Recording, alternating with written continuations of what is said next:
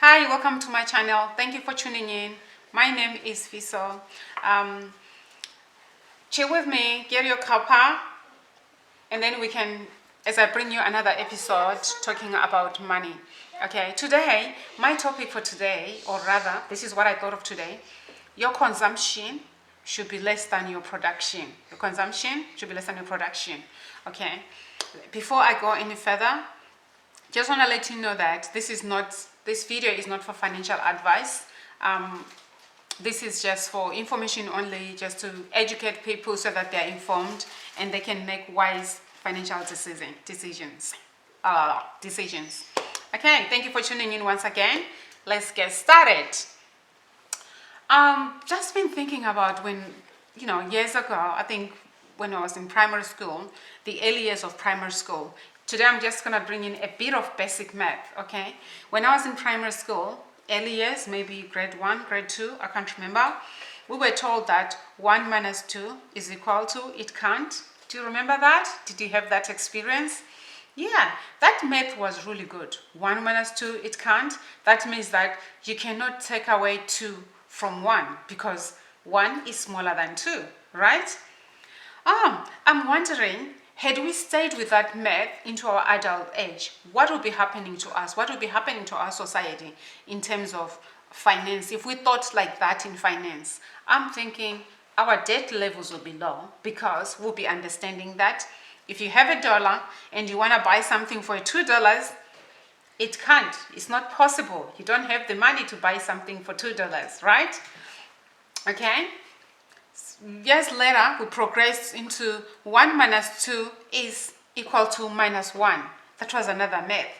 And what that meant is that you can take away 2 from 1, but it just goes into the negative, which is, yeah, true as well, because this now applies. Just think of it, if you buy something for $10 and you've got $5, you use your card, from your card, from your normal card, your savings account, or from your normal, I don't know what they're called, we call them savings card in Australia, I guess. $5 will come out of your card, and then the other $5 will come out of maybe overdraft, or maybe you can use a credit card. So that means you're now on the negative minus 5. Okay, so that's still true. But I'm thinking, have we held on to the first math that it can't? I don't think we'll have huge debt problems like we're having now. All right, so just stay with me and let's just develop this further. So what happens with 1 minus 2 is equal to minus 1? This is what happens. When you go on the negative, it means that now, this is what created the market for finance providers. They notice that people have that gap. 1 minus 2 is equal to minus 1, and then now you've gone to someone else, or you've used your credit card. The credit card company comes in now to step in that gap to provide you the money. So they provide the money, but then there is a charge, an interest charge to it. Okay, so they charge you interest on the extra $5 that you've used, which wasn't your money, which is a finance charge. Okay, so I want to talk about interest, or the concept of interest. So interest, let's say for instance, just a simple example, if you borrowed $100 and you are being charged 20% interest, that will be $20, right? 20% of $100, that will be $20. So what it means is that you'll be paying $120.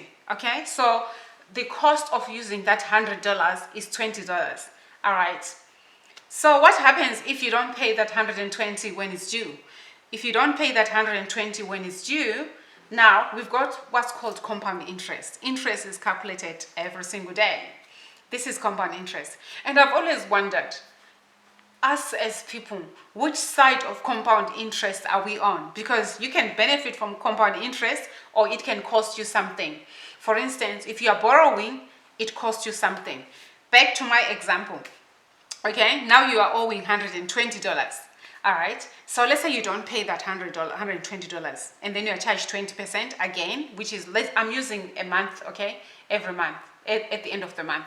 Let's say you haven't paid it. Now you are charged interest 20% on 120. That's the concept of compound interest. What that means is that you are now being charged interest on top of interest. Okay, so then by the time the next month comes, you end up paying $144. Just look at that. You only borrowed $100, but it has cost you $44.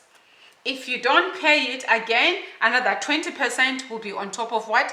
That 144. So that's the concept of compound interest. So in this case here, compound interest is your enemy. Compound interest is working against you. You're being charged more money.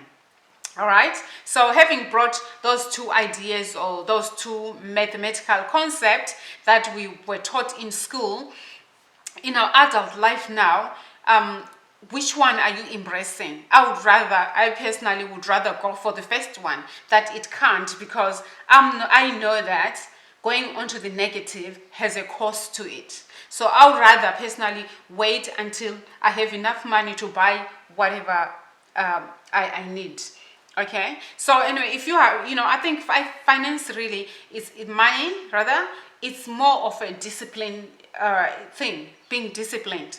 Okay, so if you have gone out for lunch with friends and you should have a budget. This is what I suggest, this is what I recommend. If you are going out for lunch, have a budget. Like, okay, my lunch is going to be $20 or my lunch is going to be $25. Make sure you have that $25, whether in your card or cash. Okay, so you use that $25. So you make sure you don't order anything more than that because you can't afford it, right? Instead of using a credit to finance that gap. These are my suggestions. Have a budget. And second point is, have a budget doesn't talk. Remember, a budget doesn't talk. It's a plan. It's a financial plan that you've said, today I'm going to spend this much. In your budget, with your budget, discipline yourself to follow that budget. You've set a budget for yourself, so make sure you follow it. Okay, I'm intending to spend $25, therefore spend $25. Okay, I hope this video was educative and gave you some information or some knowledge on compound interest, how it works against you in some circumstances, especially if you are borrowing money. All right, thank you for tuning in. Hope you found this video educative, and it will help you to make wise decisions. Okay, thank you again for tuning in. Share this video with your friends, like it, hit the notifications button down below so that you do not miss a single video. Thank you for tuning in once again. Bye. Peace.